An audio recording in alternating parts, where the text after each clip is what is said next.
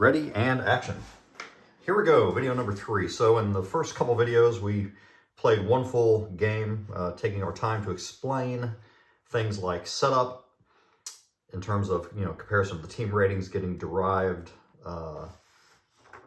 ranges and so forth for control puck battle. We had penalties in that game. We had a fight. We had a power play goal. Let's see, plenty of chances, crease, slot, point chances saved on the chance chart. And even late in the second period, we had that overlapping penalty with a minute of 4-on-4 time. So that was pretty cool. And then we had some empty net action in which the trailing team scored and tied the game. So, spoiler alert if you've not seen all that. But if we hit on those things in this game, I'll try not to dwell or over-explain those too much. So what do we have now? All right, for video number 3, I've picked a couple of the lesser teams in the CCL. One thing I like about playing the CCL is I can't be accused of mispronouncing names too badly, because you're free to pronounce them however you like. So, these two teams, we have Thunder Bay and Dayton. I've played these two teams a lot. I played a lot of test games with them earlier, and I'm like weeks earlier. But here we are, and we're entering week 8 of the CCL schedule, and Thunder Bay has a record of 4-7-3. They have Ryan English in goal with a rating of 4. Dayton has a record of 3-9-2. And their backup goalie is Stanley Dubois. I don't even remember him getting a start so far this season. I think he has had one, but not many. So he's got a rating of 5. Slight advantage there for the home team. The control splits are 9 or lower for the visitor, 10 or better for the home team. And because of these teams being quite aggressive, both of them, then the puck battle threshold starts at its lowest level, meaning the biggest range, and that is 11 or more. So 11 through 20 on the battle die will give us a puck battle. 50% of our timing rolls potentially. Okay, so having said all that, what else do these teams have? Both teams have agitators. Steve St. Pierre for Thunder Bay, Keith Gibson for Dayton. Both of them have been quite active in the league so far. Both of them have enforcers. John the Hurt Sivert for Dayton leads the league in penalty minutes, and Chris O'Connor for Thunder Bay. He's been pretty quiet. I think I don't even know if he's had a fight yet this season, but he does lay on the hits now and then. So, enough preamble. Let's play a game and see what happens. The contest between these two teams can be wildly different. You might get a 2-1 game, or you might get a 6-5 game. So who knows? We start off with 4 minutes elapsed, and of course, a puck battle. Looking at the first period column, 24, it is going to be the typical minor penalty and a hit. This is based on an aggression check, so that's also something we covered in the first video. Aggression here is going to be a +1 difference in favor of Dayton on the red die. 17 turns to 18, so this is going to be a minor penalty on Dayton, and they lay on a hit. So even though they're going on the power play, that hit potentially gives them a little edge later on. Hopefully that'll pop up as a issue. Okay, oh wow. So this penalty is on their number 1 center, Levesque.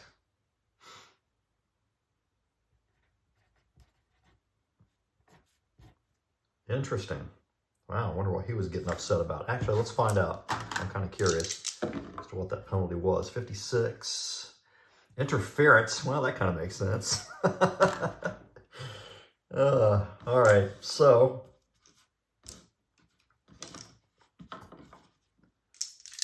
On the power play, it is 6v5 power play versus PK rating, so +1 advantage. 56, not a great roll. Big save made. Half the power play is gone. 81, that's going to do it, isn't it? 81, yep, that's the kill zone, so that kills off the rest of it. And had there been another minute remaining in the power play, it would have killed off both. So that is that. The power play is over, and on we go.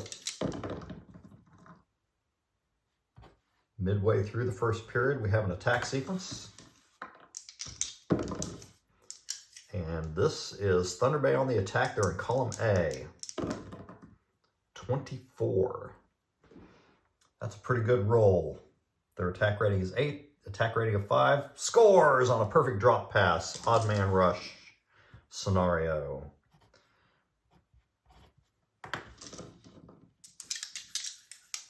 Thunder Bay on the board. And it is Steve St. Pierre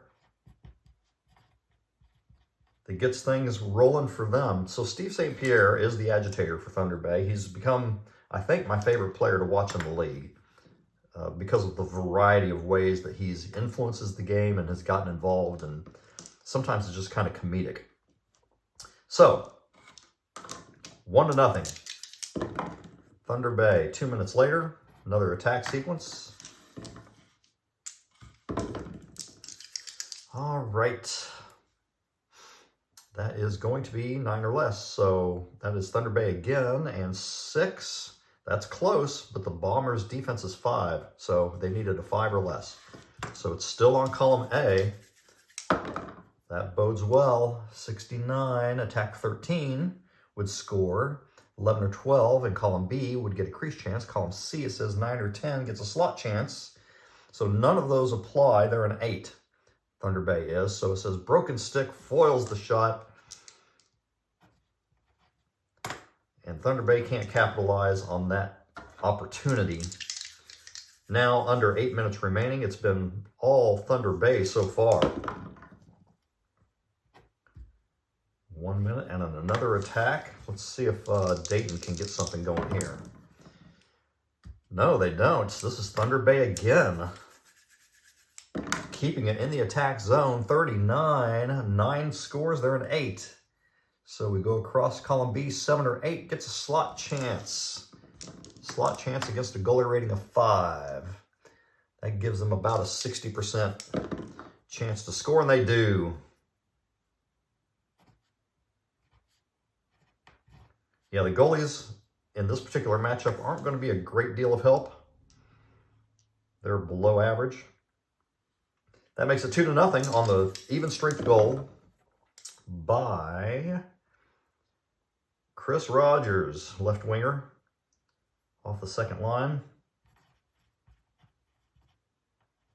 I just say that. The lines aren't defined on the cards, but sometimes I'll look down and see that he's like the second or third listed player at that position, and that kind of gives you an indicator as to what line the player would be on, typically, not always. So 4 straight, actually 5 with the power play, opportunities for the visitor. The home team's looking pretty flat so far, and here is our puck battle result coming up. First period, 81. Make a stand, both teams deal a hit. And in that particular result, if anybody had had 7 or less in stamina, then a fight would have broken out. But we're not there yet.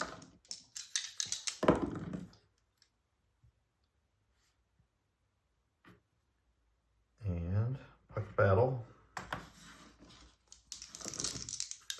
So we are under 2 minutes remaining, and we have another puck battle result. This is going to be an ag check, minor penalty and a hit. +1 on the red die, and it is against Dayton. So we got a visitor power play coming up, and the hit. Here's the hit, and let's see who this penalty was on. What? Really? 09? I thought it was going to be Levesque again. But no, it's going to be Gary Poyot, left winger.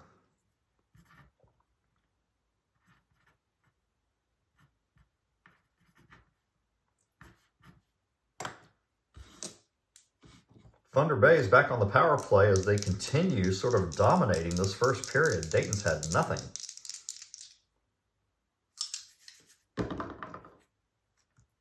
They're in the plus, ooh, that's a good roll. +1 column, that's going to score.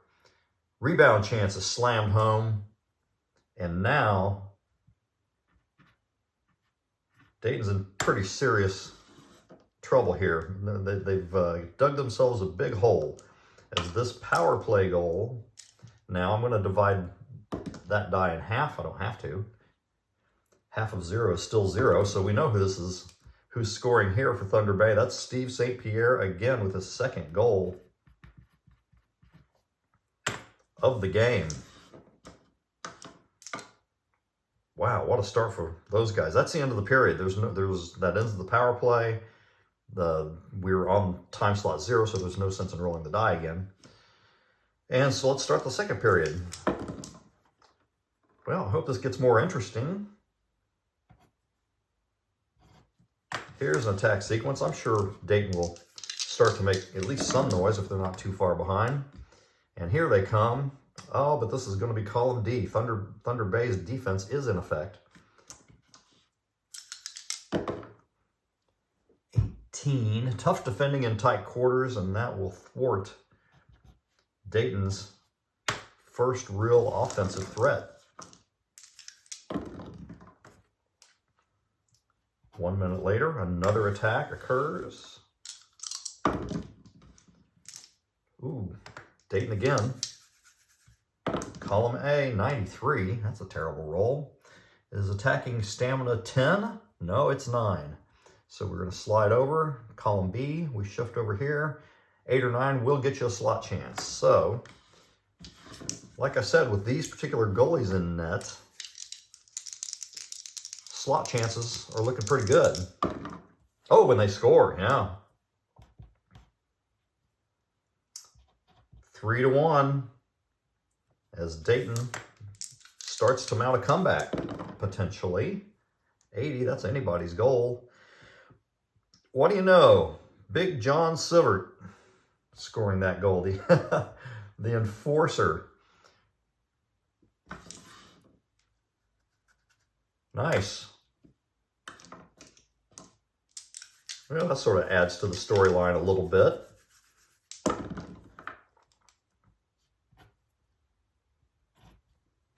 Four minutes later, there's a puck battle. And 99, I know what that is. That's the enforcer table. Oh, wouldn't that be funny? After we have Sivert scoring that goal. 5, oh, this is going to be interesting. So, the team with the lower stamina deals a hit. That's Thunder Bay. And they're going to do that to try to even things up a bit, but they're not quite there.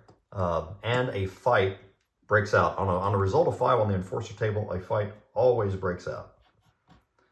It's not circumstantial. So, let's see who we have involved here. This could be anybody. Just because it happens on the enforcer table doesn't mean the enforcer's absolutely involved. 33 is going to get us Merle Sanger. Wow, he's a forward for Thunder Bay.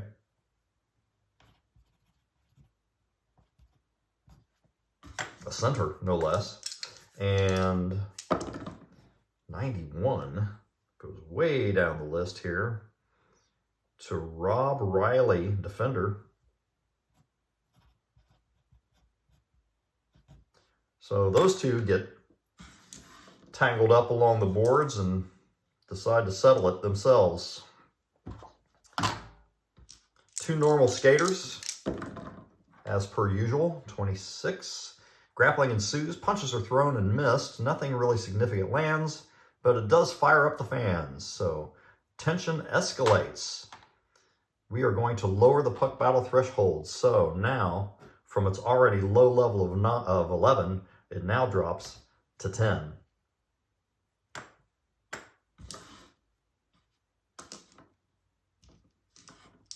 All right, under 9 minutes remaining in the second period. An attack sequence coming up.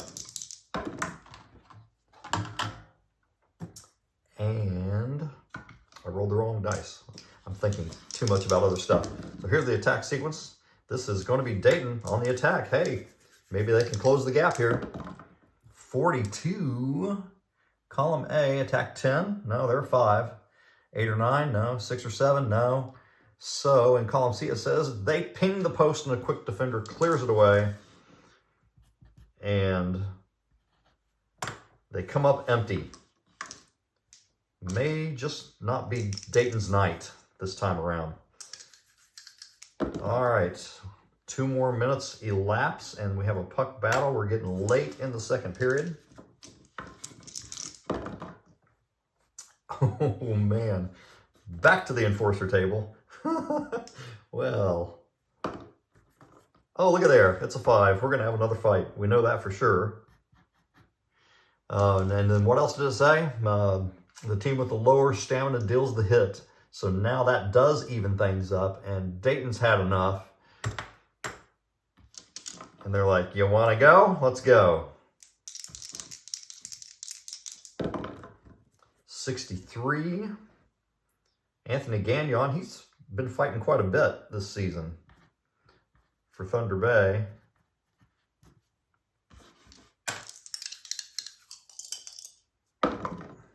$57. Oh, that just missed. That missed John Sibert by 1. His range ends at 56.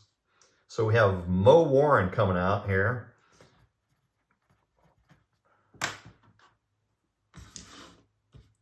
All right. Round 2. 2 normal skaters. 18. Another low roll. The pair circle hesitant to engage, but then they grapple. They fall to the ice. The standoff fires up both benches, increase the stamina of both teams by 1. All right. So, 2 fights in this period. Neither one of them was really a great fight, but you can see some little subtle effects going on. Let's see if it plays into the action later. Now, we are down under 2 minutes remaining. And I roll a 5, therefore the second period is over. Going to the third period, the score is 3-1 in favor of Thunder Bay.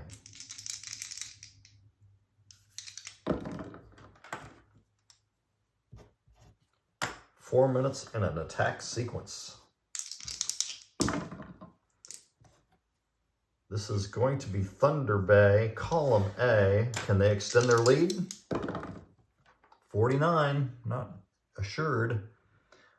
9 or 10, let's see, 11, no. 9 or 10 could get a slot chance in column B. 7 or 8, they're an 8. Gets a point chance. So, a low roll would score 27. I think that's good enough against a goal rating of 5, and they do. From the point. That makes it 4-1. It's starting to get out of reach. Dayton's going to need a goal just to get within empty net striking distance. 38 on that even strength goal. Joe Diamond, first line center.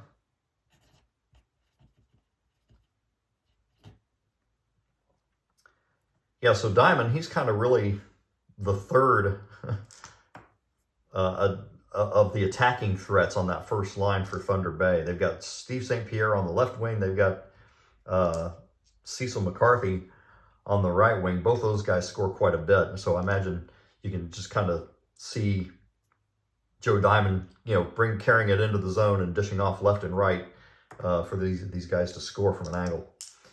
All right. Enough of that analysis. 4-1. Dayton needs something here.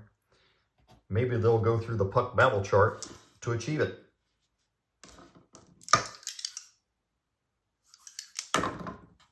$18 is going to be the minor penalty and a hit. Based on an ag check, that's going to be, well, this could help. Minor penalty on Thunder Bay. But because of that hit now, Dayton is losing the stamina battle. And the Thunder Bay penalty, 99. Let's go all the way to the bottom of the list for Greg Ferguson, defender.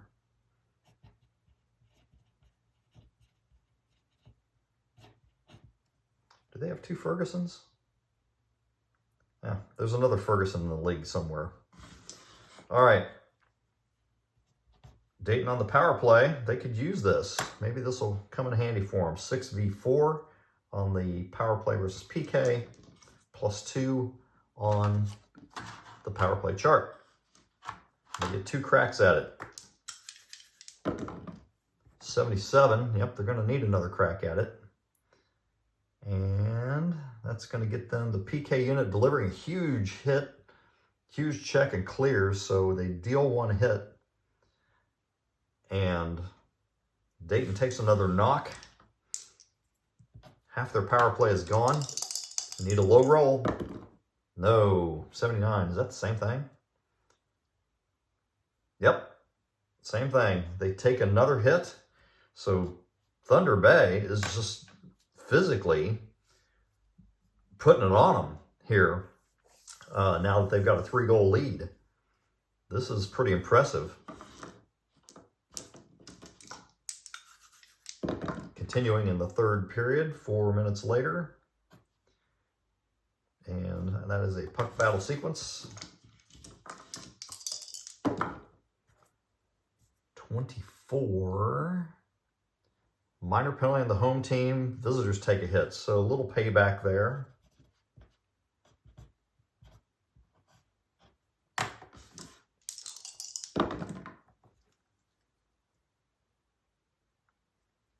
Well, what do you know? John Sivert dealing that hit.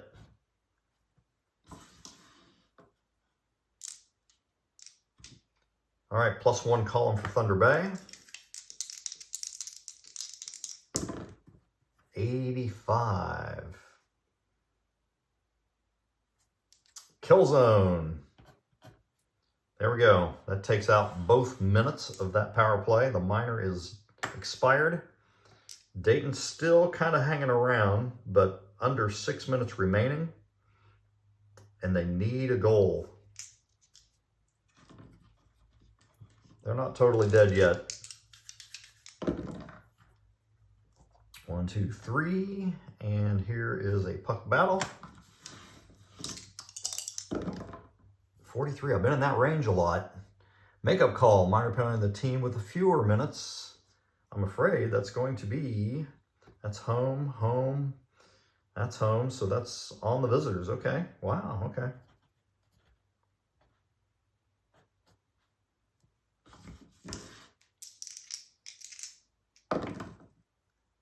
.42 as I stay in that range right there. Mike Rogers, right winger.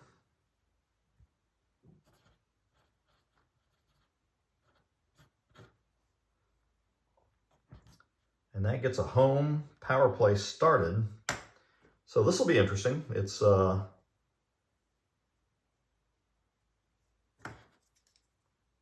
well, we'll see what happens. I'm thinking of potential scenarios here, but all right, we know Dayton is +2. 38. Oh, really? Minor penalty. Oh, wait, no, this is good for them, for the home team. Pressure forces a defensive error. 2-man advantage is now in effect for the next minute.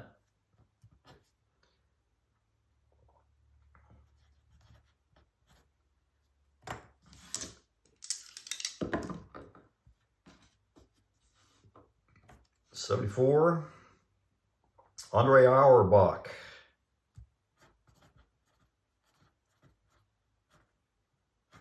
Makes a critical mistake.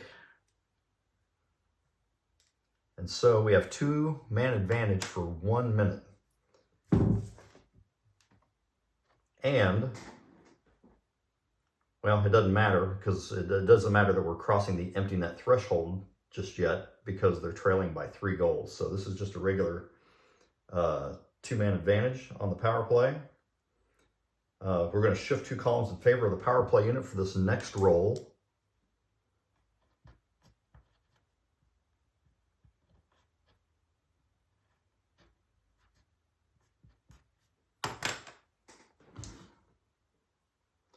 So that is going to move them over from their +1 column up to the +5 column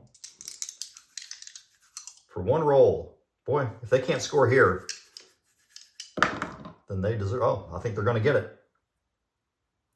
That is going to be a crease chance against Ryan English and his 4-goal rating, 67. That's good enough to beat him. There we go. The home team has their power play goal. It is 4-2. Wow, who scores that?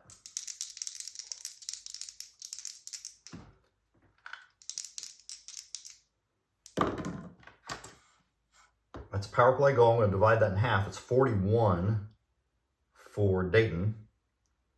So the agitator, Keith Gibson, closes the gap. All right, now this is interesting. We have 1 minute remaining and it's power play time. So I'm going to remind myself of what the rules were here. So we have a 5-on-4. Let's see, it's going to be 6-on-4 with the extra attacker. So we're going to use the empty net chart, shift 1 column in favor of the advantage team.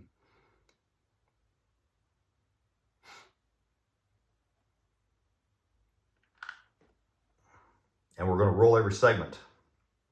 Okay, so see, I've had a variety of, in the process of developing this game, there's been a variety of different approaches to this. So I like to look at the reference card to make sure I'm demonstrating this in the right fashion. So this minute's gone. So now there are 3 segments, 3 20-second segments remaining for Dayton to potentially score, and we are going to shift 1 column in their favor also on this empty net chart. So it's an attack 5, defense 7, so a 2-point defensive advantage, and then we're going to shift over to the even column. So we're in the even column and 3 cracks at it. No timing die is needed because the 2-man advantage is just going to create more and more opportunity. So they get 3 shots at a goal here. 61. No chance. Defense clogs the lanes. Under 40 seconds or thereabouts remaining. 26. Save made. Shot ricochets wide. All right. Well, now they can't possibly tie it up, but maybe they can get a goal anyhow. 73 is not going to do it, and the defense shuts them down. And the final for this game is 4-2. So that was some really interesting stuff happening here at the end, even though the game wasn't all that close. All right, very cool. Well, I hope that's helpful. And we'll do some more and see what kind of scenarios we generate.